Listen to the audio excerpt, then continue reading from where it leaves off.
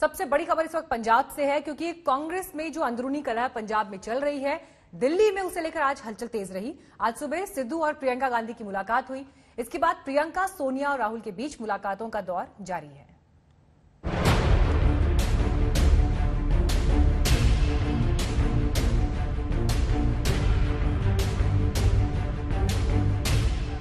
Captain Amarinder 2 बार दिल्ली आए, लेकिन दोनों बार बैरंग लौटना पड़ा। न राहुल से मुलाकात हुई, न प्रियंका या सोनिया से। वहीं उनके विरोधी सिद्धू की दूसरी मुलाकात रंग लाई। आज सुबह सुबह प्रियंका गांधी से मुलाकात की और विजेता की तरह सोशल मीडिया पर मुलाकात की तस्वीर भी चिपका दी, इस संदेश के साथ कि आज प्रियंका गांधी से लंबी चर्चा हुई। उधर प्रियंका गांधी सिद्धू से मुलाकात के पहले राहुल के घर पहुंची। लौटकर अपने आवास पर उन्होंने सिद्धू से लंबी मुलाकात की और फिर प्रियंका इस मुलाकात के बाद मां सोनिया के घर पहुंची। हालांकि सिद्धू की ये मुलाकात बेहद अचानक हुई। कल से दिल्ली में डेरा जमाए बैठे सिद्धू बार बार गांधी परिवार से वक्त मांग रहे थे, लेकिन हालात देखकर ऐसा लग रहा था कि उनका अंजाम भी कैप्टन जैसा ही होगा। सर मीटिंग है क्या? सिद्धू के साथ मीटिंग है कल टुमारो सर, टुमारो सर, कल है क्या? लेकिन आखिरकार सिद्धू आला कमान का पलड़ा अपनी तरफ झुकाने में कामयाब रहे। पंजाब में कैप्टन के साथ छिड़ी उनकी वर्चस्व की जंग में ये मुलाकात कई इशारे कर रही है। सिद्धू और कैप्टन का यही झगड़ा दिल्ली तक आ गया था। कमेटी बनी, दोनों पक्षों की सुनवाई हुई, लेकिन बात अब तक नहीं बनी। दरअसल सिद्धू पंजाब में बड़ी भूमिका चाहते हैं, लेकिन कैप्टन को ये मंजूर नहीं। वो अपनी लॉबी चाहते हैं, लेकिन कैप्टन एक छत्र राज करना चाहते हैं। सिद्धू अपने समर्थकों को टिकट दिलाना चाहते हैं। इससे कैप्टन को खतरा महसूस हो रहा है। सिद्धू को आलाकमान से नजदीकी को लेकर भरोसा है, तो कैप्टन खुद के दम पर काम करने में यकीन करते हैं। पंजाब कांग्रेस में मची इस जंग को लेकर कांग्रेस के नेता तो खामोश हैं, लेकिन अकाली दल झगड़े का भरपूर लुत्फ उठा रहा है। जोत सिंह सिद्धू एक मिसगाइडेड मसाइल है, जिहदा कोई कंट्रोल नहीं है। किते मर्जी डायरैक्शन हो सकती है, किते मर्जी ਵੱਜ सकती है, अपने ਤੇ ਹੀ ਵੱਜ ਸਕਦੀ ਉਹਦੇ। ਤੁਸੀਂ ਇੱਕ ਗੱਲ ਦੱਸੋ, ਅੱਜ ਤੱਕ ਜੇ ਤੁਸੀਂ ਉਹਦਾ 20-25 ਸਾਲ ਦਾ ਇਤਿਹਾਸ ਦੇਖੋ, ਕਿਸੇ ਨਾਲ ਨਹੀਂ ਬਣੀ ਉਹਦੀ।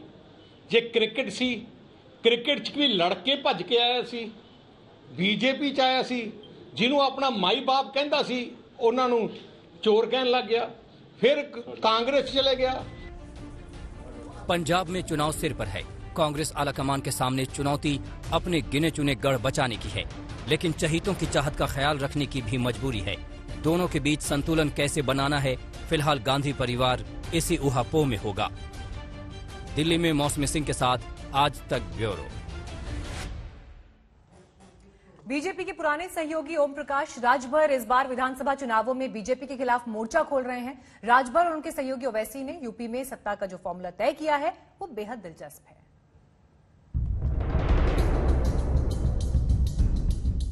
उत्तर प्रदेश में अगली सरकार किसकी होगी, कैसी होगी, ये तय होने में अभी वक्त है।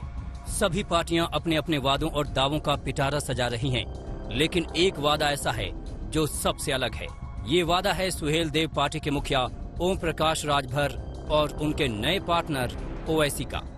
दोनों का दावा है कि सरकार बनी तो 5 साल में 5 सीएम बनेंगे, वो भी धर्म और जाति के हिसाब से। पहले मुसलमान, फिर राजभर, इसके बाद चौहान, फिर कुशवाहा और आखिरी साल पटेल समाज का नेता सीएम बनाया जाएगा। इसके अलावा हर साल 4 नए डिप्टी सीएम बनाने की भी तैयारी है।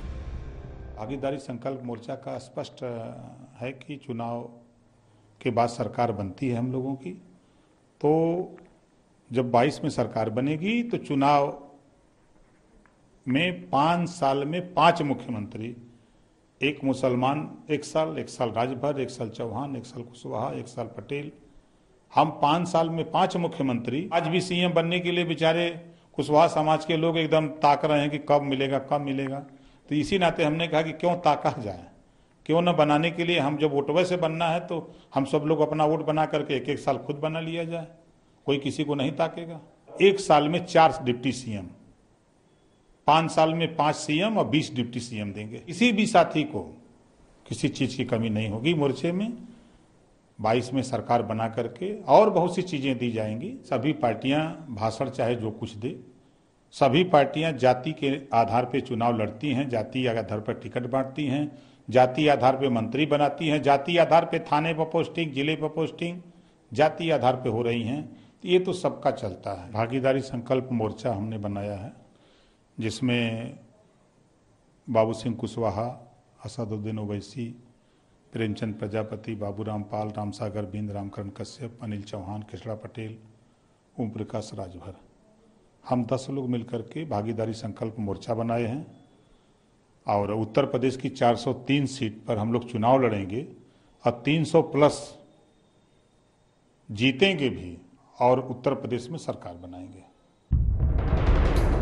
ये और बात है कि राजभर और ओवैसी के बीच अभी सीटों के बंटवारे को लेकर पुख्ता समझौता नहीं हुआ है। ऐसी अटकलें हैं कि ओवैसी 100 सीटों पर अड़ गए हैं। बहरहाल सीटों पर जो भी समझौता हो, राजभर के प्लान को बीजेपी मुंगेरी लाल के सपने बता रही है।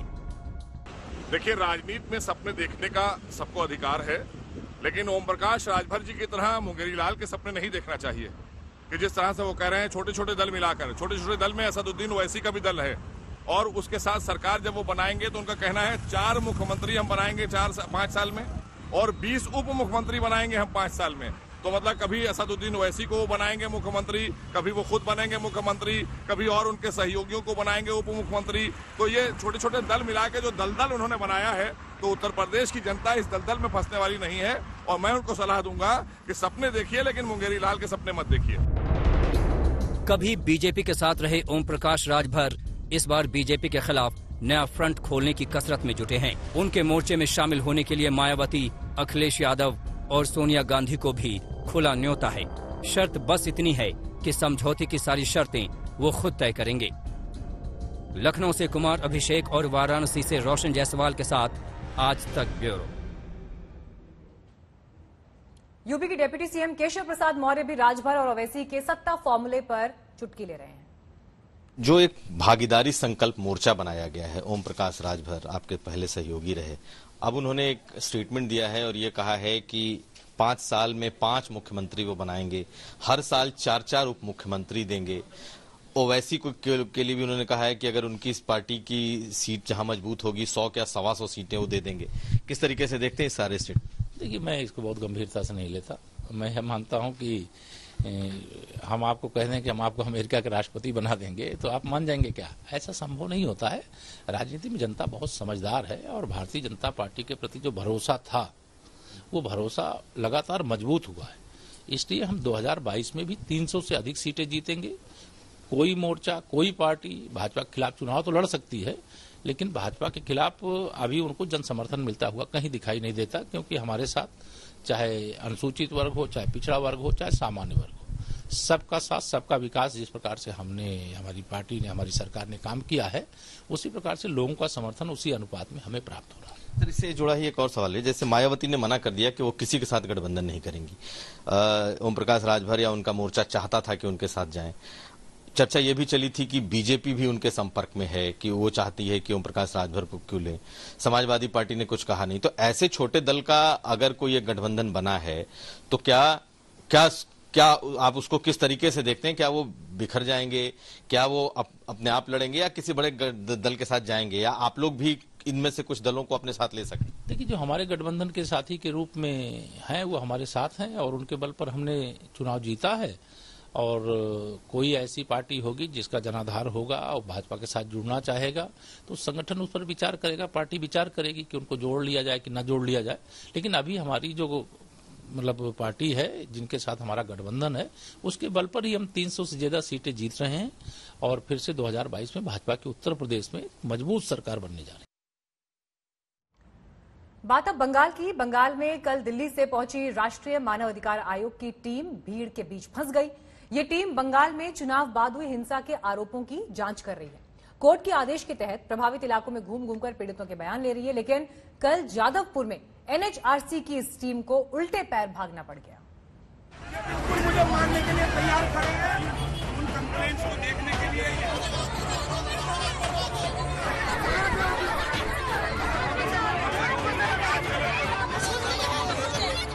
चुनाव बीत गए, लेकिन बंगाल की सियासत का चुनावी रंग अभी भी एकदम ताजा और चटक है। ये इन लोगों का हाल है और ये यहाँ की पुलिस का हाल है। सैकड़ों की ये भीड़ दीदी की समर्थक है और इनसे घिरे ये चंद लोग दिल्ली से पहुंची राष्ट्रीय मानवाधिकार आयोग की टीम है। चुनाव के बाद हिंसा के आरोपों की जांच करने पहुंची ये टीम खुद ही भीड़ के हत्थे चढ़ गई। ये बिल्कुल मुझे मारने के लिए तैयार खड़े हैं। एनएचआरसी की टीम के साथ सीआईएसएफ के जवान भी थे। इनके हाथों में बंदूकें भी थी, लेकिन भीड़ को न तो एनएचआरसी से कोई मतलब न सीआईएसएफ के जवानों से। टीम के रास्ते घेर लिए गए, इनके काम में भरपूर अड़ंगा डाला गया और इन्हें इलाके से बाहर भगाने की कोशिश की गई। ये सब हुआ राजधानी कोलकाता से सटे जादवपुर में। आप देख सकते हैं ये इन लोगों का हाल है और ये यहाँ की पुलिस का हाल है कि पुलिस यहाँ पर थी, लेकिन जिस वक्त इन गुंडों ने मेरे साथ के इस तरीके का व्यवहार शुरू करा तब पुलिस यहाँ से गायब हो गई। पुलिस ने इनको मौका दिया जानकर। टीम की अगुवाई कर रहे एनएचआरसी सदस्य आतिफ रशीद ममता समर्थकों की भीड़ के इस रवैये पर कई बार बिफर पड़े। उन्होंने बार बार भीड़ के बीच से अपना रास्ता बनाने की कोशिश की, लेकिन लोग कुछ सुनने को तैयार ही नहीं थे। आप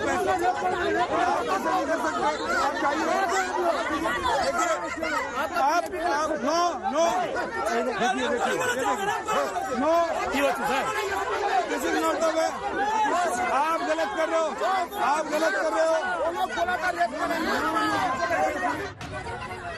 एनएचआरसी की टीम को घेरने वालों में ज्यादातर महिलाएं थीं।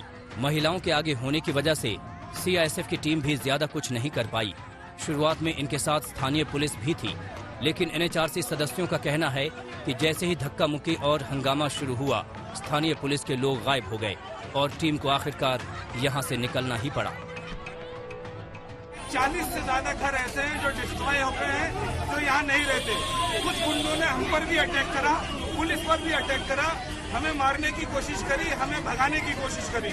ये हाल हमारे साथ है, तो एक आम सामान्य आदमी के साथ क्या होगा? बात है, एक बार देखिए, आप इन्हें दिखाइए कैसे मुझे मारने के लिए सामने हो रहे हैं। ये देखिए क्या, ये बिल्कुल मुझे मारने के लिए तैयार खड़े हैं।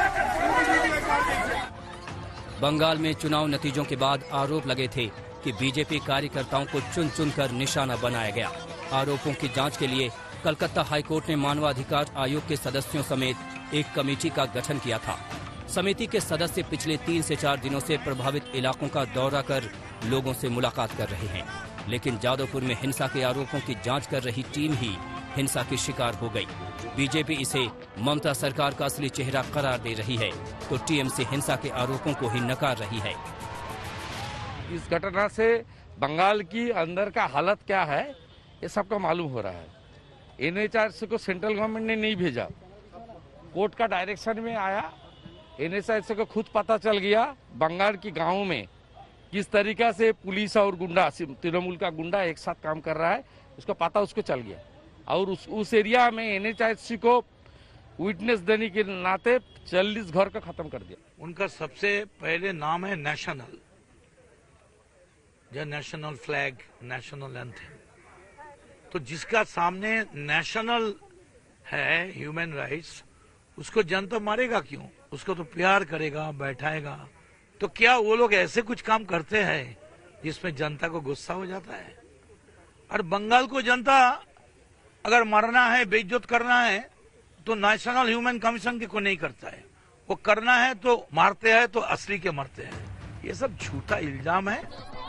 बहरहाल इस हंगामे और बवाल के बीच एनएचआरसी की टीम ने कई हिंसा प्रभावित इलाकों में जाकर अपनी रिपोर्ट तैयार की है और ये रिपोर्ट आज कलकत्ता हाईकोर्ट को सौंपी जानी है। कोलकाता से सूर्याग्नि रॉय के साथ आज तक ब्यूरो। यूपी में चुनाव की सुगबुगाहट के बीच बीजेपी ने दलित राजनीति का शिलान्यास कर दिया है। बीजेपी ये बताने की कोशिश में है कि दलितों के हितैषी वही है, लेकिन बीजेपी की राजनीति में रोड़ा अटका दिया है। जो वर्षों से खुद को दलितों का मसीहा बताते नहीं थकते थे, वो यूपी में दलितों के नाम पर संग्राम में।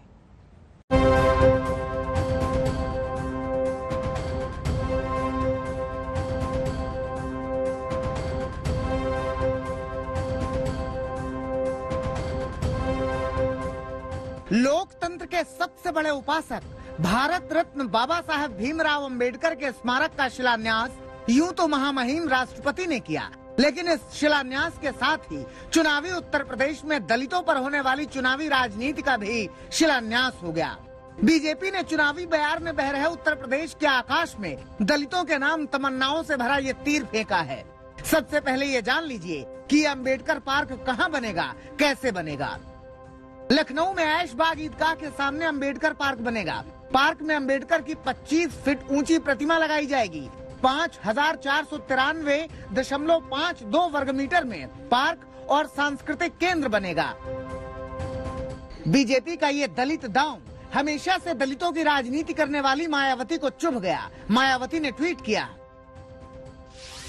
बाबा साहेब डॉक्टर भीमराव अंबेडकर व उनके करोड़ों शोषित पीड़ित अनुयायियों का सत्ता के लगभग पूरे समय उपेक्षा व उत्पीड़न करते रहने के बाद अब विधानसभा चुनाव के नजदीक यूपी भाजपा सरकार द्वारा बाबा साहब के नाम पर सांस्कृतिक केंद्र का शिलान्यास करना, यह सब नाटकबाजी नहीं तो और क्या है।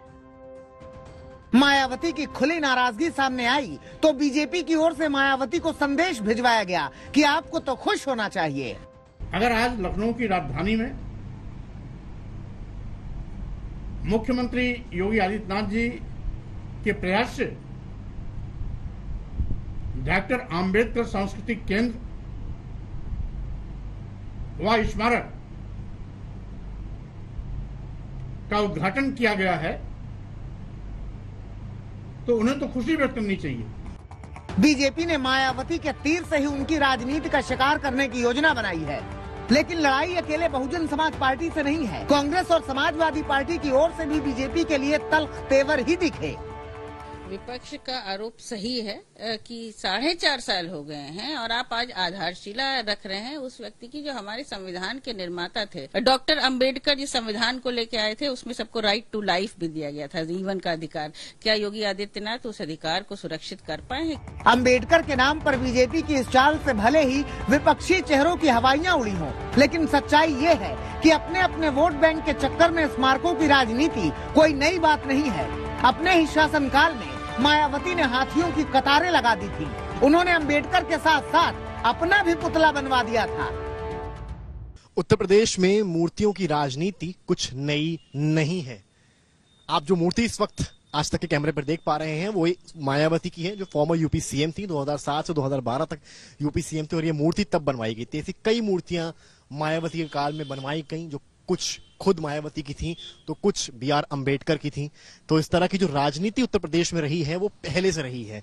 और अब जब भाजपा आज एक तरह से इनॉग्रेशन कर रही है अंबेडकर की मूर्ति का, जो कि प्रेसिडेंट कोविंद खुद आए हैं यहां पर करने, उसको लेकर भी राजनीति शुरू हो गई है। विपक्ष का कहना है कि भाजपा ये दलित आउटरीच के लिए कर रही है, पर राजनीति की अगर आप बात करेंगे तो बसपा हो या सपा हो, जो भी पार्टी हो, इस तरह की मूर्तियां हमेशा से लखनऊ और उत्तर प्रदेश में बनती रही हैं।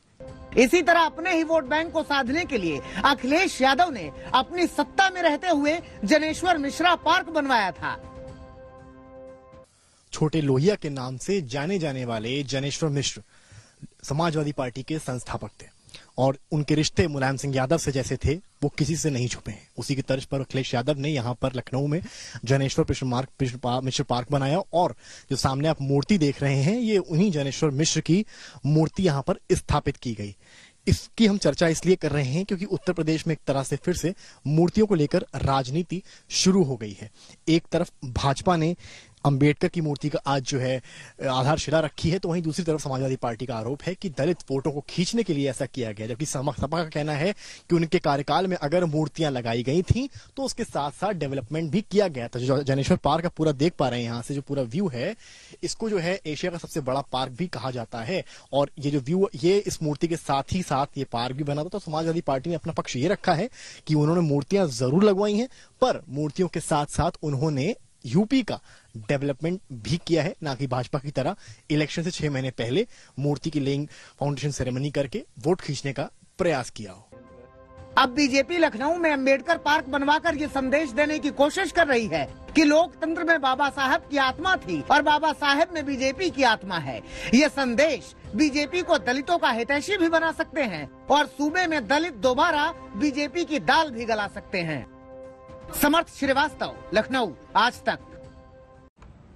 धर्मांतरण का मुद्दा पूरे देश में छाया हुआ है। यूपी से उठी धर्मांतरण की आग देश के कई हिस्सों में धधक रही है, लेकिन इस मुद्दे को बीजेपी सांसद रवि किशन ने और गरमा दिया है। रवि किशन कह रहे हैं धर्मांतरण एक तरह का आतंकवाद है और हिंदुओं की जड़ से खत्म करने की एक इंटरनेशनल साजिश है।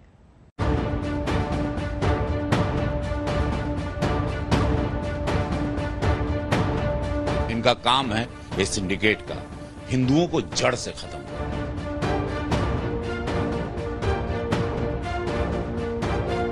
अब इस तरह से देश को जड़ों से खत्म करना है कि इस जात को खत्म कर दिया जाए जिसका नाम हिंदू है।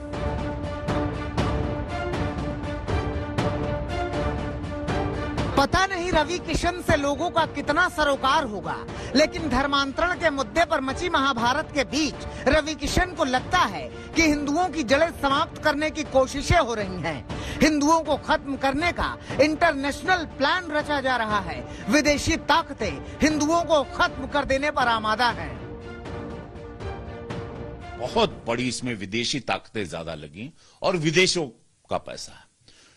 ये बहुत बड़ा एक चिंता का विषय है इस वक्त हिंदुओं के लिए। पूरे देश का हिंदू इस वक्त चिंतित है कि क्या भविष्य होगा, कैसे जाएंगे, कैसे हमारे बच्चे होंगे, क्या हमारी जनरेशन को खत्म किया जा रहा है।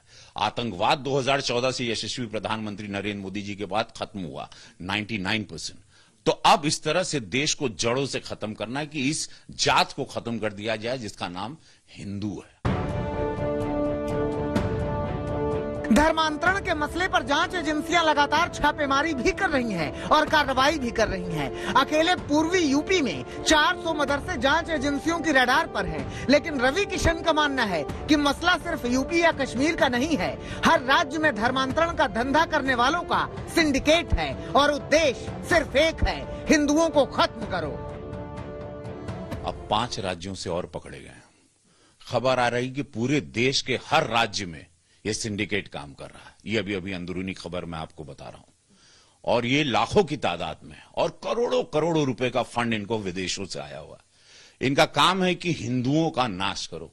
इनका काम है इस सिंडिकेट का हिंदुओं को जड़ से खत्म करो। हो सकता है कि रवि किशन भी जांच एजेंसियों के संपर्क में हो, क्योंकि जांच एजेंसियों ने ही बताया था कि इस्लामिक दावा सेंटर की आड़ में धर्म परिवर्तन का गंदा धंधा चल रहा है। गिरफ्तार उमर गौतम के तार कतर के सबसे बड़े धर्म परिवर्तन कराने वाले इंटरनेशनल मास्टरमाइंड बिलाल फिलिप से जुड़े हैं। मामला बढ़ता जा रहा है, इसीलिए रवि किशन कह रहे हैं कि इस मुद्दे को वो सदन में उठाएंगे। देखिएगा पूरे देश में से ये सिंडिकेट निकलेगा जहां पर ये कहा है कि हिंदू बच्चों को, हिंदू बेटियों को, इनका धर्म परिवर्तन करो, ये जात को खत्म करो, इनकी जड़ें खत्म करो, आने वाली नस्ल इनकी खत्म करो। तो ये बहुत बड़ा एक अपराध इस देश में हो रहा है और इस मुद्दे को मैं डेफिनेटली सदन में उठाने वाला हूं और एक कठोरतम अपराध के रूप में इसको लिया जाएगा। इसकी कानूनी सजा बहुत बड़ी होगी। इसको बहुत बड़े अपराध के आप किसी की जिंदगी, किसी के धर्म को बर्बाद कर रहे हैं, किसी की जात को, उसके माता पिता, उसके परिवार के जाने बगैर, उसकी गरीबी या उसकी मजबूरी या साइकोलॉजिकल उसको अलग तरीके से उसका ब्रेन वॉश करके आप उसको ह्यूमन बॉम्ब बना रहे हो या उसको जो भी कर रहे हो या उसको एक डिफरेंट रिलीजन में ले जा रहे हो जो रिलीजन के बारे में उसको जीरो नॉलेज है। तो इससे बड़ा पाप क्या होगा। ये डेफिनेटली एक सबसे बड़ा अपराध है। रवि किशन बता रहे हैं कि हिंदुओं को खत्म करने की कोशिशें हो रही हैं, लेकिन समाजवादी पार्टी कह रही है कि बीजेपी मुद्दों से ध्यान भटका रही है, बेवजह बरगला रही है। अगर समझ लीजिए इसी तरह का कांड वेस्ट बंगाल के अंदर हुआ होता, महाराष्ट्र के अंदर हुआ होता, राजस्थान के अंदर हुआ होता, तो अब तक भारतीय जनता पार्टी तो पता नहीं हल्ला मचा रहे होते, मुख्यमंत्री का इस्तीफा मांग रहे होते पश्चिम बंगाल का। तो उत्तर प्रदेश के मुख्यमंत्री को इस्तीफा नहीं देना चाहिए। उत्तर प्रदेश के मुख्यमंत्री के नाक के नीचे इस तरह की घटनाएं 4.5 साल से चल रही थी। कोरोना की दूसरी लहर से मौत का तांडव अभी कुछ ही थमा है कि एक बार फिर से लोग बेपरवाह दिखाई दे रहे हैं। कई शहरों से जो तस्वीरें मिल रही हैं वो बड़े सवाल खड़े करते हैं, चिंता पैदा करती हैं, क्योंकि विशेषज्ञ पहले ही ये चेता चुके हैं कि लापरवाही की तो तीसरी लहर समय से भी पहले आ सकती है। आज भी नए केसेस बढ़कर लोगों को चेतावनी दे रहे हैं।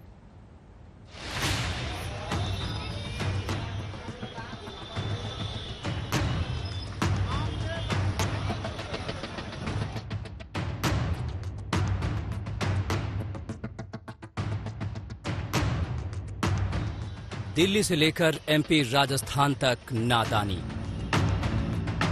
कोरोना गया नहीं, लेकिन हर तरफ भीड़। ऐसे तो कोरोना की वापसी तय है।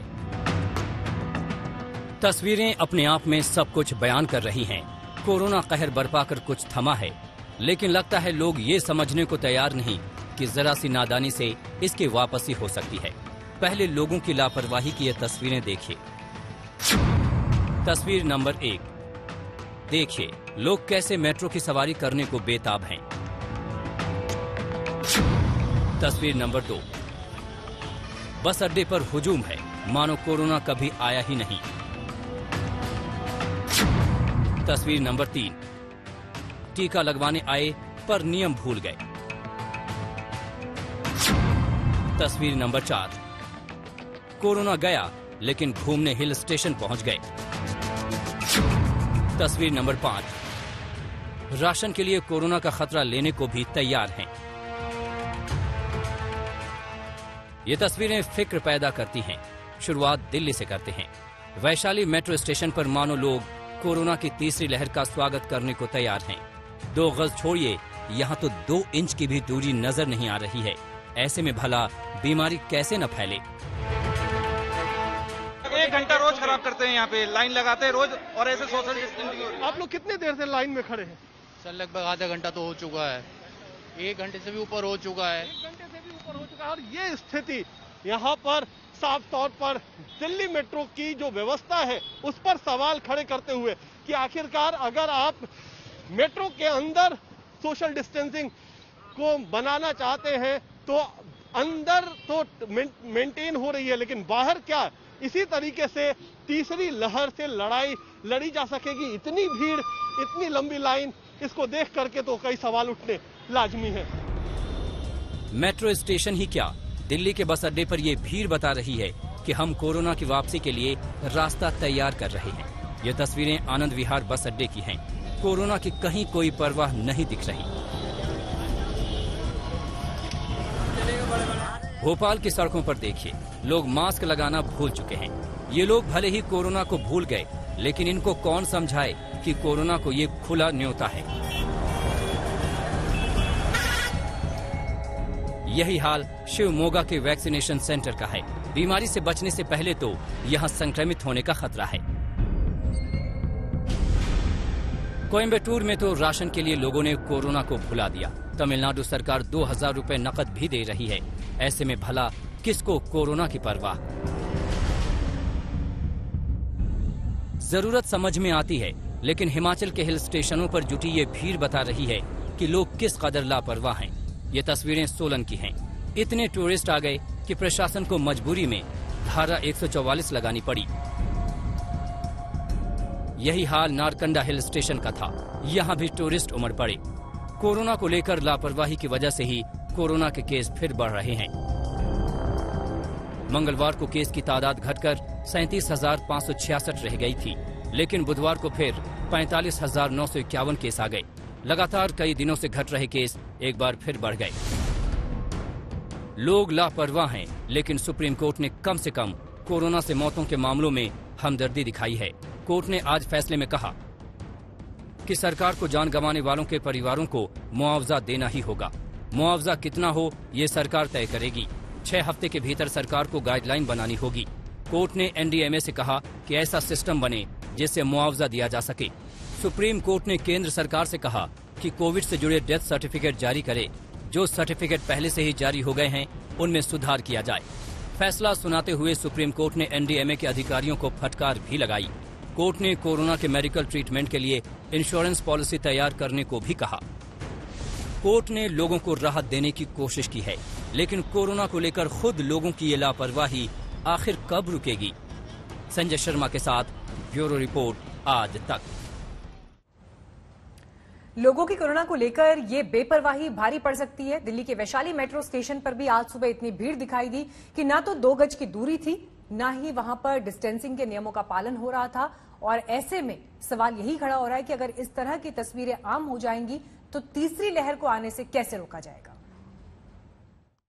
दिल्ली में अनलॉक की प्रक्रिया शुरू हुई तो नियम भी बनाए गए। खासतौर पर सोशल डिस्टेंसिंग का ध्यान रखने के लिए। लेकिन यह है दिल्ली के सबसे भीड़ भाड़ वाले इलाकों में से एक विकास मार्ग लक्ष्मी नगर का इलाका, जहां लगातार सोशल डिस्टेंसिंग की धज्जियां उड़ी और जो मेन बाजार है लक्ष्मी नगर का, वहां इस तरीके से भीड़ बढ़ गई थी कि लगातार कई सारी हिदायतों के बावजूद वहां पर सोशल डिस्टेंसिंग नहीं फॉलो किया जा रहा था। और यही वजह है कि पहली बार इस लॉकडाउन को खोलने के बाद किसी बाजार को बंद करने का आदेश दे दिया गया है। जो लक्ष्मी नगर का बाजार है वो 5 जुलाई यानी आने वाले सोमवार को रात के 10 बजे तक पूरी तरह से बंद कर दिया गया है। तमाम जो शटर है वो बंद है। क्या है आप लोगों का यहाँ पर क्या वजह रही? बंद है दुकानें? जी बंद है। क्या है? बंद है, लॉकडाउन आज से बंद है। क्या यहाँ भीड़ बहुत हो रही थी? बहुत भीड़ हो रही थी यहाँ। तो ये मुश्किल है। जो दुकान के तमाम कर्मचारी हैं वो यहाँ पर खड़े हैं क्योंकि उन्हें अभी जानकारी मिली है कि इस तरीके से पूरा बाजार बंद करने का डिस्ट्रिक्ट मजिस्ट्रेट यानी डीएम का आदेश दिया गया है। तो ये स्थिति है। क्या वजह रही मार्केट बंद होने? बाजार मार्केट 9 बजे तक खोल रहे थे, इसलिए घर गए। अगले टाइम से नहीं बंद करते, 8 बजे का टाइम था। 9 बजे तक खोलते हैं, भीड़ इतनी रहती है मार्केट के अंदर। तो अब 5 जुलाई तक बंद है। अभी खोल लेंगे थोड़ी देर में, सब अपने अपने धूप सी कम होगी जब खोलेंगे आगे रात को। ये तो अभी सुबह सुबह है ना। तो ये लेकिन इनको उम्मीद लग रही है कि मार्केट खोलने के लिए परमिशन अनुमति मिल जाएगी। लेकिन डिस्ट्रिक्ट मजिस्ट्रेट और दिल्ली डिजास्टर मैनेजमेंट अथॉरिटी ने जो आदेश दिया है उसमें साफ है कि अगले सोमवार शाम तक यानी मंगलवार से पहले ये दुकानें नहीं खुल सकेंगी। तो पहला ये एक तरीके से सख्त कदम दिल्ली सरकार की तरफ से कि अगर भीड़ भाड़ होती है, सोशल डिस्टेंसिंग के नियमों का पालन नहीं होता है तो पूरी तरह से बाजार पर ताला लटका दिया जाएगा। कैमरामैन प्रेमचंद मिश्रा के साथ कुमार कुनार, दिल्ली आज तक। भोपाल में भी लोग पूरी तरह लापरवाह दिखे। शहर के मुख्य इलाकों में लोग मास्क तक लगाना भूल चुके हैं। हमारे संवाददाता रवीश पाल सिंह की ये रिपोर्ट देखिए। मध्य प्रदेश में लॉकडाउन पूरी तरीके से हट चुका है और लोग अब बड़ी संख्या में बाहर निकल रहे हैं। तीसरी लहर की आशंका से पहले होना तो ये चाहिए था कि लोगों को अब जो दूसरी लहर में कहर देखने को मिला है कोरोना का, कम से कम उससे कोई सबक लिया जाता। लेकिन मध्य प्रदेश की राजधानी भोपाल में ऐसा कुछ नहीं दिखता। लोग जब बाहर निकलते हैं तो उनमें से कई ऐसे लोग हैं, बड़ी संख्या में अगर आप देखें सड़कों पे, तो वो बिना मास्क के निकल रहे हैं। और ये एक बड़ा सवाल पैदा कर देता है उन लोगों पे कि आखिरकार तीसरी लहर की संभावना से पहले वो कुछ सीख क्यों नहीं रहे हैं। हम भोपाल में जहां मौजूद है, दरअसल ये एक ऐसा इलाका है जहां पे बड़ी संख्या में लोगों को मजदूरी के लिए ले जाया जाता है। तमाम ये लोग हैं जिनको कई जगह एक से दूसरी जगह जाना होता है। लेकिन यहाँ पे भी अगर आप देखें, भोपाल का ये पुराने भोपाल का इलाका पड़ता है। यहाँ पर आपको बड़ी संख्या में लोग बिना मास्क के दिख जाएंगे जिन्होंने मास्क फिलहाल नहीं पहना है। और ये तस्वीरें कोई नई नहीं है। भोपाल में जब से लॉकडाउन हटा है उसके बाद से ही लगातार लोगों की ये लापरवाही देखने को मिल रही है। बड़ी संख्या में लोग जो हैं वो बिना मास्क के आपको दिख जाएंगे। हम उन लोगों से भी बात करने की कोशिश कर रहे हैं। ये देखिए, जैसे हमने लगा मास्क की बतानी शुरू की रिपोर्ट, तो कई लोग जो है वो चले ही गए यहाँ से। ये बताएं भैया, मास्क वगैरह क्यों नहीं पहनते आप? मास्क वगैरह हम पहनते रह गए। देखो हम जेब में रख के जेब में मास्क रखते रहते हैं, जेब में इसलिए नहीं लगाते हैं। देखो गर्मी कितनी तेज हो रही है इसलिए मास्क नहीं। जी मास्क आप लोग क्यों नहीं पहनते भैया? मास्क क्यों नहीं पहनते हो? क्या कोरोना खतरनाक बीमारी है, फिर मास्क क्यों नहीं पहनते आप लोग? बीमार पड़ जाएंगे, कुछ हो जाएगा फिर। सर गड्ढा खोदने से तो फुर्सत मिले हमको, गड्ढा खोदने से फुर्सत मिले तो कुछ करें। ये देखिए आप सामने चौराहे की तस्वीर है। ये आप देखिए, चौराहे पे ऐसे कई लोग दिख जाएंगे आपको जिन्होंने मास्क नहीं पहना हुआ है। और इसी तरीके से लापरवाही, ये कहीं ना कहीं तीसरी लहर को न्योता तो है ही, लेकिन उससे कहीं ज्यादा भोपाल के लोगों के लिए ये एक बड़ी लापरवाही भी है। क्योंकि भोपाल मध्य प्रदेश के उन सबसे बड़े हॉटस्पॉट में से था जहां पर दूसरी लहर के दौरान कोरोना ने जमकर कहर मचाया था। रवीश पाल सिंह, भोपाल आज तक। कोरोना नियम तोड़ने पर दिल्ली में लक्ष्मी नगर समेत कुछ बाजारों को 5 दिन के लिए बंद कर दिया गया। हमारे संवाददाता कुमार कुणाल इस पर दे रहे हैं और जानकारी।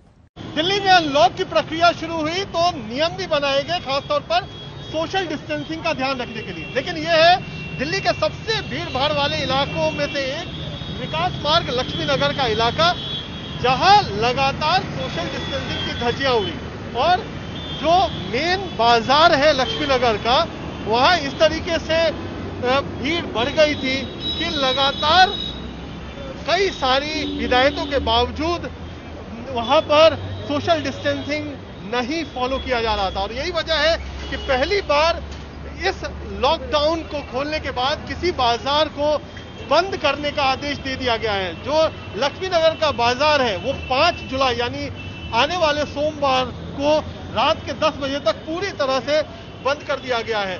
तमाम जो शटर है वो बंद है। क्या है आप लोगों का यहाँ पर क्या वजह है? बंद है दुकान? जी बंद है। क्या है? बंद है, लॉकडाउन आज से बंद है। क्या यहाँ भीड़ बहुत हो रही थी? बहुत भीड़ हो रही थी यहाँ। तो ये मुश्किल है। जो दुकान के तमाम कर्मचारी हैं वो यहाँ पर खड़े हैं क्योंकि उन्हें अभी जानकारी मिली है कि इस तरीके से पूरा बाजार बंद करने का डिस्ट्रिक्ट मजिस्ट्रेट यानी डीएम का आदेश दिया गया है। तो ये स्थिति है। क्या वजह रही मार्केट बंद होने? बाजार मार्केट 9 बजे तक खोल रहे थे, इसलिए घर गए। अगले टाइम से नहीं बंद करते, 8 बजे का टाइम था। 9 बजे तक खोलते हैं, भीड़ इतनी रहती है मार्केट के अंदर। तो अब 5 जुलाई तक बंद है। अभी खोल लेंगे थोड़ी देर में, सब अपने अपने धूप सी कम होगी जब खोलेंगे आगे रात को। ये तो अभी सुबह सुबह है ना। तो ये लेकिन इनको उम्मीद लग रही है कि मार्केट खोलने के लिए परमिशन अनुमति मिल जाएगी। लेकिन डिस्ट्रिक्ट मजिस्ट्रेट और दिल्ली डिजास्टर मैनेजमेंट अथॉरिटी ने जो आदेश दिया है उसमें साफ है कि अगले सोमवार शाम तक यानी मंगलवार से पहले ये दुकानें नहीं खुल सकेंगी। तो पहला ये एक तरीके से सख्त कदम दिल्ली सरकार की तरफ से कि अगर भीड़ भाड़ होती है, सोशल डिस्टेंसिंग के नियमों का पालन नहीं होता है तो पूरी तरह से बाजार पर ताला लटका दिया जाएगा। कैमरामैन प्रेमचंद मिश्रा के साथ कुमार कुनार, दिल्ली आज तक। दिल्ली से पटना तक यही लापरवाही दिख रही है। पटना की तंग गलियों में लोगों की भीड़ दिखी और वो भी मास्क के बगैर। हटी दुर्घटना घटी वाली बात कोरोना पे भी बिल्कुल फिट बैठती है और शायद यही कारण है कि अनलॉक 3 में हम बिहार की राजधानी पटना में देख रहे हैं कि लोग लापरवाही बरतना शुरू कर चुके हैं। इस वक्त हम राजधानी पटना के बाकरगंज इलाके में मौजूद हैं और यहाँ की आपको हम तस्वीरें दिखा रहे हैं। जो लॉकडाउन के दौरान तेजी से कोरोना बढ़ रहा था, लेकिन लॉकडाउन लगाने से संख्या में काफ़ी कमी आई थी। लेकिन जैसे जैसे आप देखिए अनलॉक होता जा रहा है बिहार, किस तरीके से लोग सड़कों पर उतर रहे हैं, बाजारों में पहुंच रहे हैं, मास्क नहीं लगा के घूम रहे हैं, सोशल डिस्टेंसिंग का पालन नहीं किया जा रहा है। और ये बेहद गंभीर मामला है क्योंकि यही लापरवाही होती है जिसके कारण से कोरोना को हम लोग न्योता देते हैं और फिर मामले लगातार बढ़ते हैं। तस्वीर आपको अब दिखा रहे हैं किस तरीके से। आप देखिए इस व्यस्ततम बाजार में लोगों की भीड़ उमड़ी हुई है। मास्क लोगों ने नहीं पहना है, कईयों ने सोशल डिस्टेंसिंग का पालन नहीं हो रहा है। ये बताओ तुम लोग मास्क क्यों नहीं पहने हुए हो? अभी भीग गया है। भीग गया है तो कोरोना का डर नहीं लगता? लगता रहे सबको डर लगता। इनको देखिए, ये टी शर्ट तो आपने बना दिया, टी शर्ट ही पहन लिया मास्क बना के। मास्क क्यों नहीं पहनते हैं? मास्क पॉकेट में था। टी शर्ट से आपने नाक ढक लिया। देख सकते हैं किस तरीके से कैमरे को देखकर जो है लोग टी शर्ट से ही नाक को ढक रहे हैं। लेकिन ये स्थिति गंभीर है। चारों तरफ आप देखिए लोगों का हुजूम निकला हुआ है बाजारों में और इस तरीके की लापरवाही जो है आने वाले दिनों में बिहार में जो है वो खतरनाक साबित हो सकता है। कैमरा पर्सन नदीम आलम के साथ रोहित सिंह, पटना आज तक।